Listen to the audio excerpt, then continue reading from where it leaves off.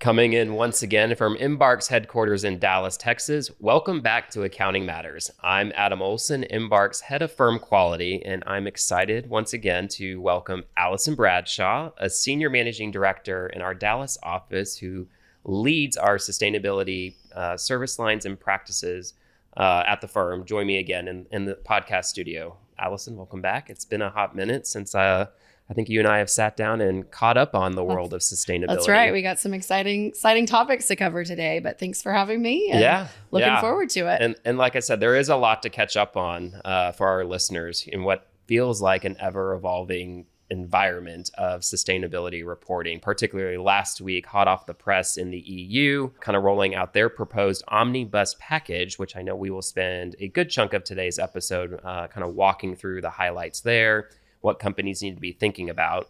But what I thought maybe also be interesting to kind of open up with is just talking about the more broader landscape of sustainability reporting, because we've also seen updates across the globe and other jurisdictional requirements, both domestically and then, like I said, internationally as well. So curious, you work with a lot of clients that are kind of grappling with all the different requirements that maybe fall onto their plate. Like, absolutely. What kind of conversations are you having with all this kind of constant change and uncertainty that I feel like has just been a constant theme in this kind of space? Yeah.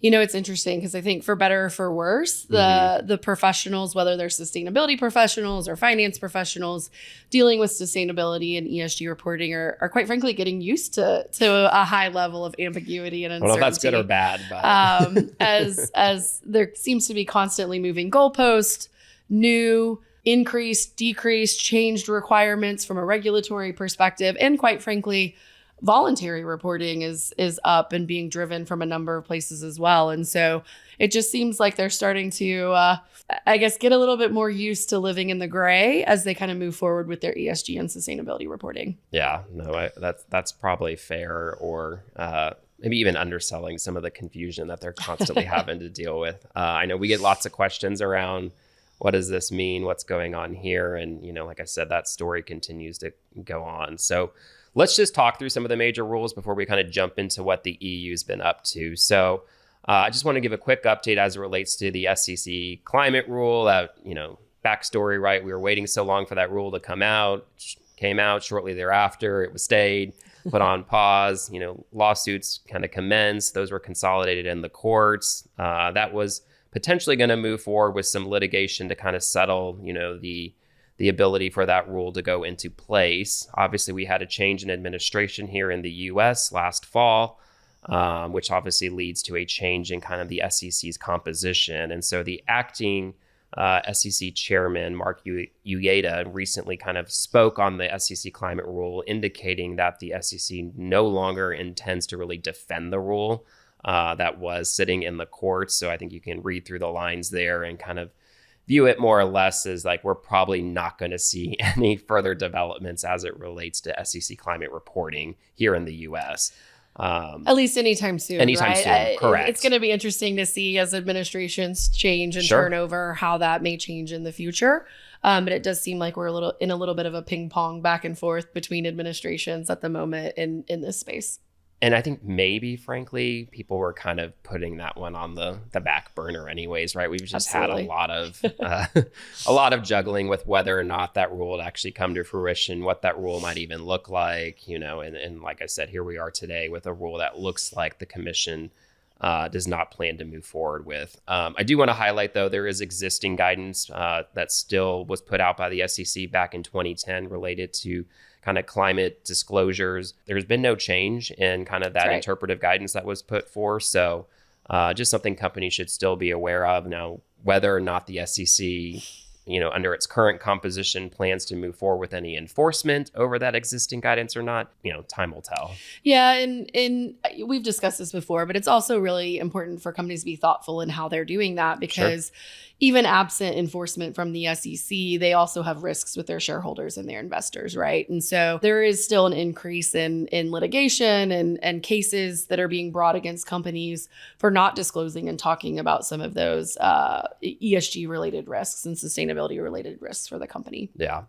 All right, so let's quickly move past the SEC. We've talked previously on this podcast about some of even the state kind of climate reporting rules and regulations that are in play. Obviously, California leading the pack there.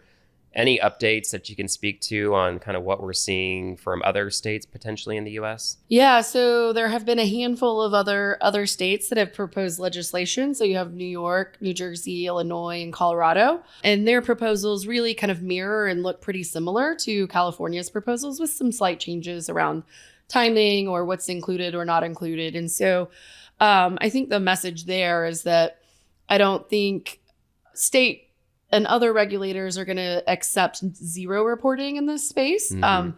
Obviously, the state requirements are much more reduced from what the SEC requirements would have been.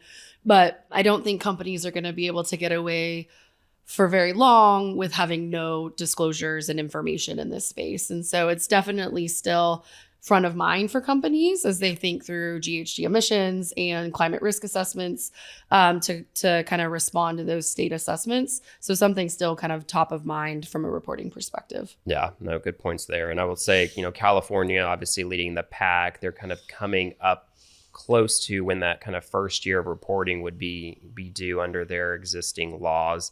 We had an update from the California Air Resource Board, CARB, who is kind of tasked with operationalizing the rules themselves, so those Senate bills. And they actually came forth this past December and kind of indicated, hey, we understand people are still racing against the clock to get ready for this stuff. And so, thinking about implementing all the new processes and data and things like that need to take place to report on the requirements that they've taken a position where they will kind of limit their enforcement action kind of in that first year, so long as companies are acting in, quote unquote, good faith. So I think a little reprieve there, maybe relief for companies that are trying to get up to speed there. And then again, they're also looking to seek some feedback from the public just as they start to operationalize those laws a bit and add some clarity around maybe some definitions or some ways to apply elements of the law itself. So they're working hard on the California side to try to kind of clean up that rule so people know what they need to do next. Yeah, it's a common theme, I think, in some of these regulations is they're being pushed out to get the disclosures out there and the information out there. Sure. But they haven't necessarily hashed through all the logistics and all the specifics of how and where and when that might happen once those rules are passed. I also think it's important to note that looking even beyond domestic requirements, there's been a huge uptick since we last talked in international regulations in this space. So 13 jurisdictions have adopted ISSB standards around sustainability reporting.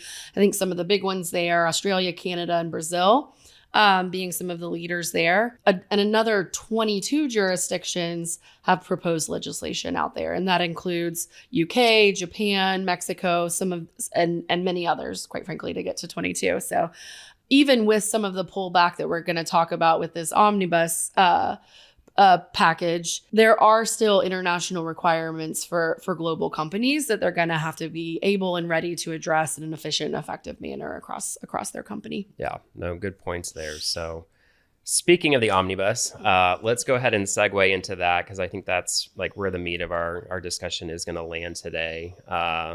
Obviously, lots of noise around the sustainability space, the finance space, both here in the US and obviously around the globe for companies that were expected to be impacted by existing directives within the EU. So this Omnibus package,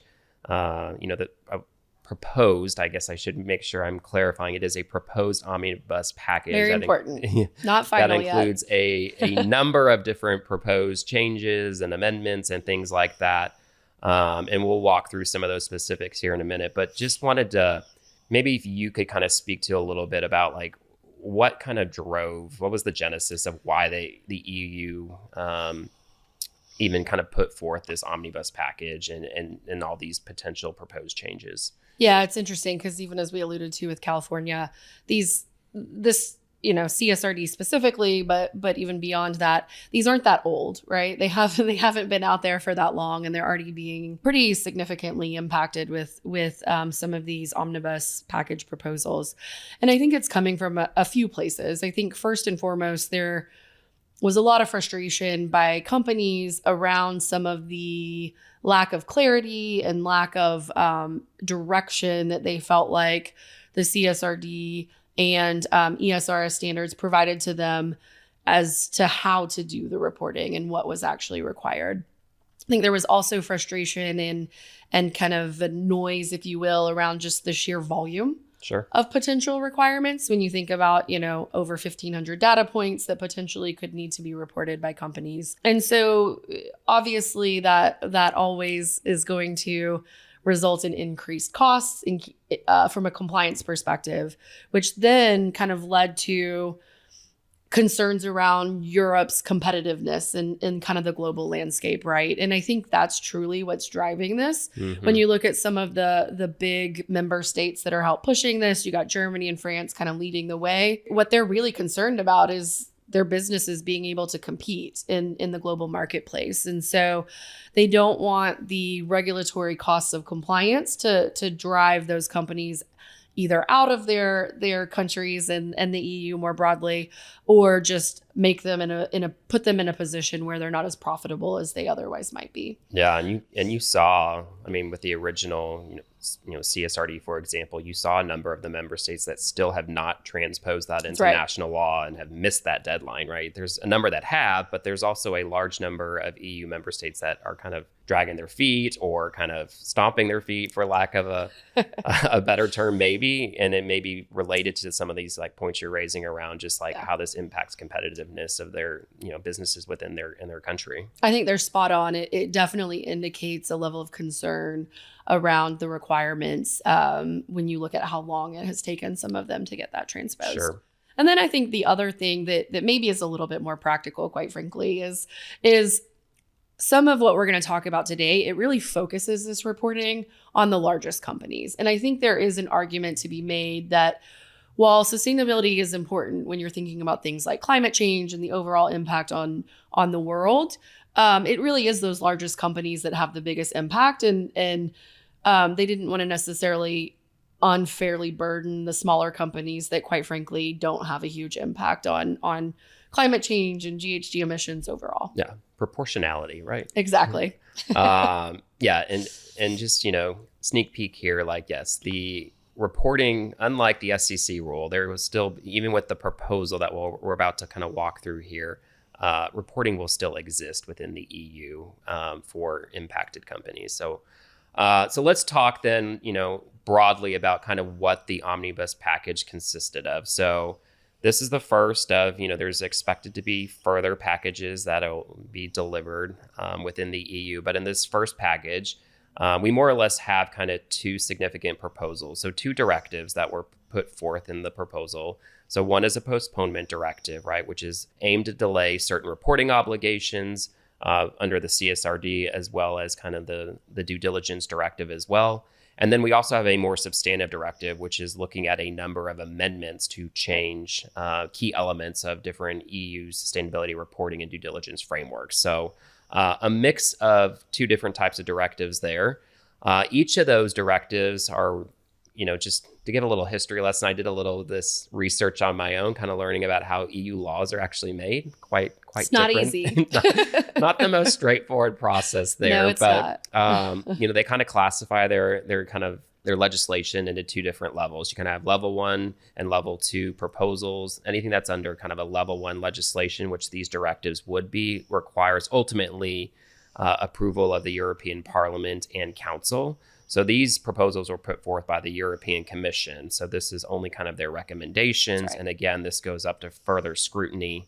Whereas level 2 measures, which you'll often hear referred to as kind of delegated acts, which I think there is an intention there for the European Commission to use kind of level 2 measures to make kind of more targeted changes. And we'll talk a little bit about that. Those typically do not require the European Parliament and Council approval. They may weigh in on certain things, but generally the Commission is able to kind of take action through those delegated acts. So just a little kind of clarity there around, how these proposals will work. And ultimately there's going to be a process to kind of legislate this and get this thing, assuming it moves forward and finalized. Yeah, absolutely. And honestly, I think everything you just said can really be summed up in and this is still just a proposal, right? Yeah. We have yet to see what the final outcome will be, which goes back to some of the uncertainty and ambiguity that we talked about earlier. And it probably creates a little panic because, like, if you're thinking about a company that's, CSRD, we've got a number of companies that are already moving full steam ahead, trying to get things figured out. They've gone through scoping exercises. A lot of them have been finalizing their double materiality assessments. People are working through processes and data collection approaches and things like that. And now all of a sudden you've got these two proposed directives that could drastically change a lot of different things. And even if you kind of take the proposal at face value, it's still, we talked about this legislative process, like how long will it, these aren't laws yet, right? Like these haven't been approved by the European Council or Parliament. They haven't moved on to the member states to be transposed into national law.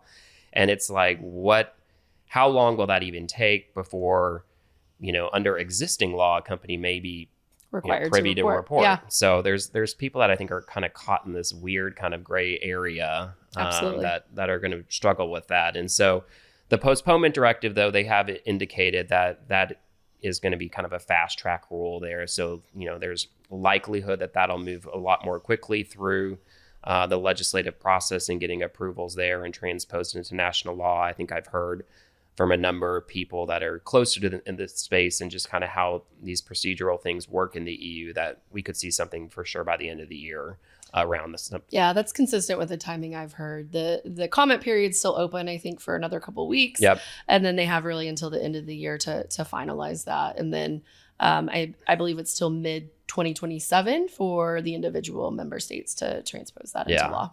And then for the amendment directive, obviously a lot more meat behind that one. That's probably, that's changing a lot of things around scope, reporting requirements, assurance, things like that, which we'll talk about. That's likely going to take a bit more time to probably, there's probably people on both sides of the view on whether we should pare that down or kind of keep existing rules under the original directives. Yeah. And so more to come there. But I would say for companies that are subject to existing law, like until, both of these proposed directives, whatever happens with them, like if you're subject to existing laws and reporting obligations, like in whatever member states you may be privy to, like you need to plan to move forward with that. Right. Yep. All right. So let's talk through then some of the significant changes. So I think the biggest one that comes out as it relates to CSRD is really kind of the change in what companies are in scope, right? They threw a grenade on this one, maybe a bit. Some people certainly believe so. Yeah. As far as for people that were very adamant about really wanting to get a holistic picture of companies of all sizes and their impacts, their sustainability impacts. But big takeaway here is really kind of a change around, the previous thresholds that existed. So if you'll recall from the original CSRD, we had companies could be in scope based on an employee headcount, certain size, and then a specific number of total revenues or total assets. What we've seen with the change in the proposed directive is companies will only now be in scope if they have an average of 1,000 employees. I think previously it was 250 for those large undertakings. So a lot of large potential EU undertakings are probably going to fall out of scope just based on this kind of change in headcount. It's a pretty significant change, right? There are a number of companies who have significantly under that threshold, but over the 250 that was previously in the proposal. I think most estimates are estimating that it really drops about 80% of the non-European companies who had to report out of scope for CSRD reporting. Yeah. And so that's a pretty significant hit, which, as you kind of alluded to, has certain sustainability professionals concerned about what that means for ESG and sustainability reporting. I do think, though, again, going back to kind of the focus on larger companies, I think you're going to get most of what you need from those larger companies. And then I also think the bigger entities that now are no longer in scope that may have been important are still going to be pulled in as part of scope 3 for those mandatory reporters. And so there are still there still will be some visibility into a number of these entities that are now out of scope. Yep. And I will add, I think the original scoping criteria also had requirements around listed companies, and the size was a little less relevant there unless you were like a micro undertaking. They've actually removed kind of definitions around kind of those kind of public interest type entities or listed companies as being a requirement to be in scope for CSRD. So now it really just solely falls on this 1,000 employee threshold. And then again, you have those revenues and those asset thresholds as well to look at. The other thing we'll add is, particularly for US companies that we're thinking about kind of that non-EU parent requirements that exist that are, out there on the horizon, which will come into effect for fiscal years in 2028. There was a slight change there. So previously it had, there was a revenue threshold of 150 million euros that has been increased to 450 million. So a slight uptick there. Probably a little less impact on some of those more global consolidated non-EU parents, but just something to be aware of. Absolutely. If you were, And quite frankly, they did that to align with some of the changes that they also made in the EU taxonomy and some of the other regulations as well. And so looking to align those thresholds across the multiple sustainability focused regulations that have come out recently. Yeah. And then there was just a slight uptick. I think again, it was like you had to have that revenue threshold on a global basis or that revenue threshold on a global basis in the EU. And then you also had to have either a large undertaking subsidiary, which would now apply to the new definition that we have, or the branch, kind of that terminology around a branch. And that has been raised from 40 million to 50 million. So slight changes there, but just something to be aware of. And, I think all that still being said, like you've mentioned it, the really large multinational companies, they're not impacted by these changes. No. Like they're still going to be pulled in, moving full steam ahead. There's still going to be thousands of companies that are still going to have to report. That's right. And so, it's prudent for people to go kind of look back at their scoping exercises, but it's not like everyone's kind of falling out here. Absolutely. Other changes were, we talked about there was a postponement directive that's been proposed that is obviously going to change some of the timing here. So just for awareness for listeners here, the proposal is to postpone by 2 years the reporting requirements for kind of those wave 2, wave 3 reporters. So people that were going to be reporting on 2025 and 2026 information, kind of those first time reporters. There's now a 2-year proposed kind of delay, which I think is helpful. Yeah, I think they're thinking about half these member states haven't even transposed this into national law. Companies are struggling, right? I mean, you probably hear all the time about how companies are not ready. I think I think a lot of companies are breathing a huge sigh of relief, quite frankly, with that extension. Prior to the Omnibus package coming out, we were getting, almost daily calls or questions around companies who were panicked because they hadn't started and they needed to get going on their DMA. And so now those companies now have a little relief in terms of the timing and how long they have to implement everything that needs to be ready and implemented to do that. And I think that's what the commission was hearing from companies, is that we just aren't ready. And so obviously they address those concerns with this package. Yeah. And I will add, so this would obviously delay for most US-based multinationals. They'll, if the 2-year proposal ultimately gets approved, they will then be reporting on fiscal year 2027 information. It should be noted that the proposal for delay does not include any delays for kind of that global consolidated non-EU parent reporting. So that still is on track with the original timeline. And then again, for anyone that is as an undertaking that's in that wave 1 reporting, so the 2024 information that everyone's reporting on now, there's no proposal to delay any of that reporting. So that must move forward steadily as planned. That's right. Materiality, another big thing that was kind of rumored maybe around would they make any changes to materiality? So as a reminder, the CSRD requires the lens of a double materiality assessment when thinking about what are material topics. Any takeaways from kind of what you saw come forth? Any surprises there for you? I don't think it particularly surprised me because I do think the impact materiality that comes along with that is so important to sustainability reporting and to a company's reputation. And so it didn't particularly surprise me that that was left in, particularly with kind of the European perspective on ESG and sustainability reporting. I also think that's where the powerful information for the company from a strategic perspective comes from. And so Sure. I think it's a really good thing for not just the visibility into the reporting, but also for companies to help make some strategic decisions using the results of that materiality assessment. So not particularly surprised, although you never know when there's a lot of pushback and noise around a particular rule where it'll ultimately land. Yeah. So there, for context, like there was rumor that maybe they would only move to a financial materiality, kind of eliminate the double materiality concept, which does align with how like ISSB, for example, thinks about their standards. Ultimately did not shift to that. So double materiality is still in play.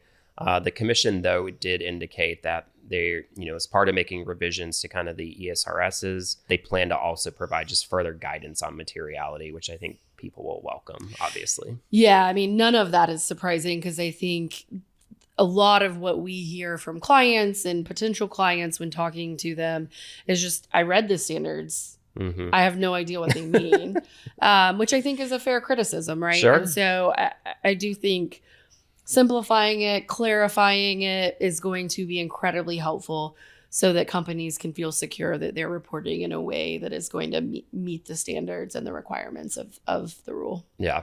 All right. So let's talk assurance. So just right out of the gate here. So there are no delays to assurance requirements included in any of the proposed directives. So currently, CSRD reporting is subject to limited assurance.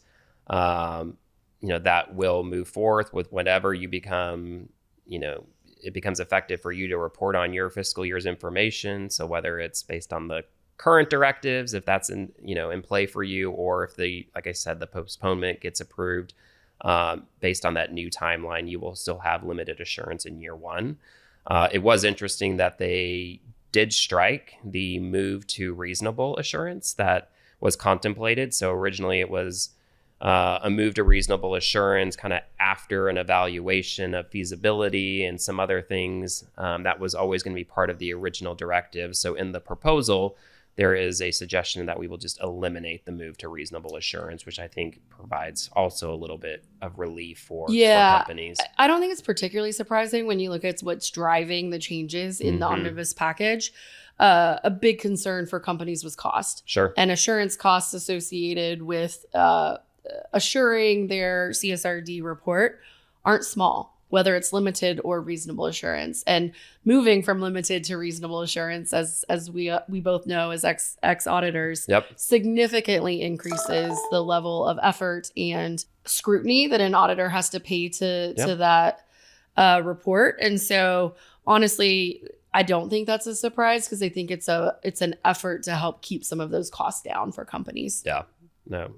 And obviously there's, need for assurance providers, they also need clarity around some of the, how they will conduct these engagements as well. And so I think there's just a lot there that still needs to be sorted out. But again, if we move forward as proposed, reasonable assurance off the table now. So another big change, their proposed change, I need to make sure I'm saying proposed as I work through these, is around the value chain. So the proposal does include some new value chain reporting restrictions.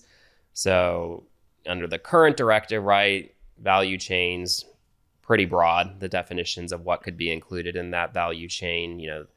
Obviously companies looking at their own operations and subsidiaries, but also kind of that full upstream, downstream assessment of their value chains, which could create it's a significant challenge that I think companies were struggling with getting in front of. So the Omnibus has proposed that they would actually limit kind of the kind of how far you take the value chain assessment, and really ignoring those companies that themselves would not be subject on their own basis to kind of the proposed new scoping for CSRD from having to provide you information as part of your value chain assessment. Yeah. And I think quite frankly, that's a practical change that quite frankly, I think a lot of companies were doing in practice anyway. Obviously, the piece of your value chain most closely connected to you is the most important for what you're looking at in almost all cases, although not always true.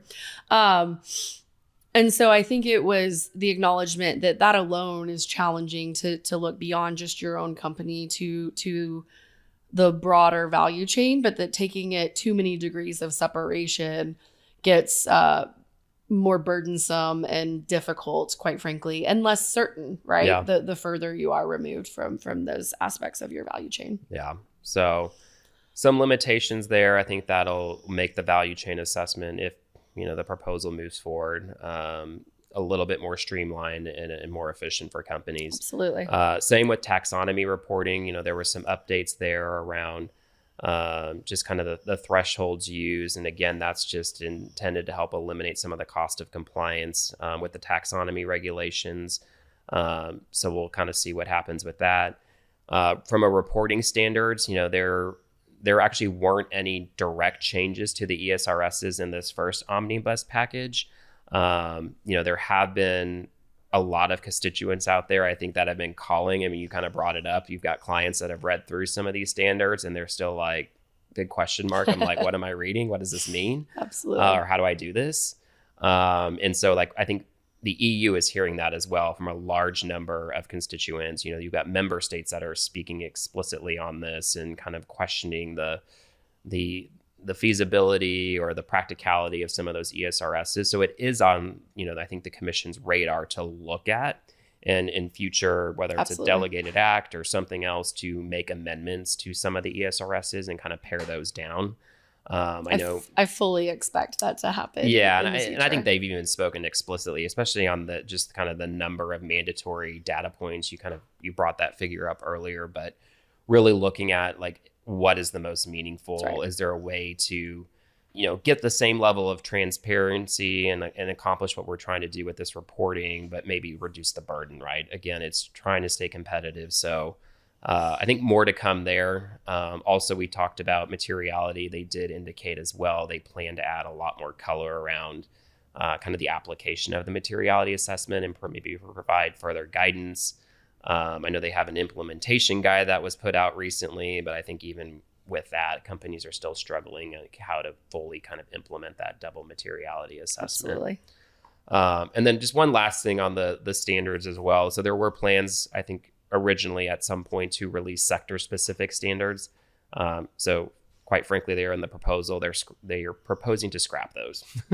I think companies that still want to provide sector-specific stuff can look to other standard settings. So you've got the ISSB kind of industry standards as well. I think that could be used as a data point for companies that still want to provide some level of clarity there. Absolutely. But the FRAG moving forward with sector-specific standards, as proposed, that would be off the table. I think they realized enough was enough. And exactly. They need to start with something a little bit smaller and a little bit more palatable. Sure. So those are kind of I think the biggest changes here to CSRD. And, like I said, I think it's something that we kind of have to wait and watch. I mean, some companies can wait and watch. I think some are still probably going to be like, I'm subject to this potentially, next year. And depending on the timing of when some of these proposed rules move through, ultimately get approved and transposed into national law, like, what does that look like? Am I going to have to report before that? Like, there's a lot of I think uncertainty as well. But the Omnibus also did include, and we won't spend a ton of time on these. I just want to just make a note and mention for companies that are also following kind of other directives in the EU. So the Corporate Sustainability Due Diligence Directive, so the CS3D, there's a number of proposed changes as well there around timing, scope, things like that, that also come into play, as well as with the EU taxonomy rules. Again, looking at reductions in scope kind of proposed there, changes to materiality, disclosure requirements, and the like. And so, again, it's all around that idea of simplification, just trying to make all these different requirements a little more harmonious, I guess. So Yeah, and I think those delays are very much appreciated Sure. because, quite frankly, a lot of companies were so focused on CSRD that they hadn't actually started spending a lot of time with the Right. EU taxonomy and a little less time with CSDDD as they would have liked. So I think the extension in time comes as a huge relief for companies to report and be ready for those. Yeah, no, I can only imagine. And so speaking of companies, because obviously you work with numerous companies here at Embark on all different kind of stages of their sustainability reporting journey. And I know like CSRD readiness has been a big push. We've had a number of clients that have been reaching out to us and needing support. And, if maybe throwing this over to you, just to kind of think about like, if I'm a company that was, either about to start or in the middle or whatever, kind of along my journey, like what does this mean for me? What should I be doing? Like, what do we stop? Do we keep moving forward? Does it depend? Like how are you thinking? And then this is also, this is hot off the press, right? We've been all digesting this for about a week. So everyone is still, I think, kind of grasping at like, what's the best approach, but like how are you seeing that, or how are you thinking about it? And quite frankly, it depends. It depends on where in the original proposal people fell, where in this new proposal they fell. We have a lot of clients who are wanting to move straight ahead with their double materiality assessment, not only because they're concerned about the uncertainty and the ambiguity, but also because they recognize there's value in that double materiality assessment, right? Even looking beyond the requirements of the regulations, they get a lot of strategic information that they can utilize across the broader company. And so they're kind of moving forward with that. That being said, there are companies who are looking at all of this as a little bit of a check the box exercise from a compliance perspective. And if they very clearly fall on the low end in between that 250 and the 1,000 headcount, sure, they're taking a second look and saying, hey, maybe we can wait and see a little bit on what this looks like, particularly with the knowledge and understanding that even if they are currently in scope under the existing law, we should see pretty quickly the delay directive go through that would give them at least assurance that they have more time, regardless of what happens with this substantive directive. And so there are some that are more compliance focused who are choosing to stop and delay. And then there are kind of the others that are using this information more broadly, right? They are still reporting voluntarily, or they're still reporting internationally under ISSB, or will be soon as those kind of go into effect. And they don't want to create a huge, disparate, decentralized approach to their ESG and sustainability reporting. And I kind of equate it to the financial statutory reporting process, but I think they're trying to avoid the cost and kind of inefficiency of what that looks like for a lot of international companies in their ESG and sustainability reporting by moving forward with kind of a global centralized approach to sustainability.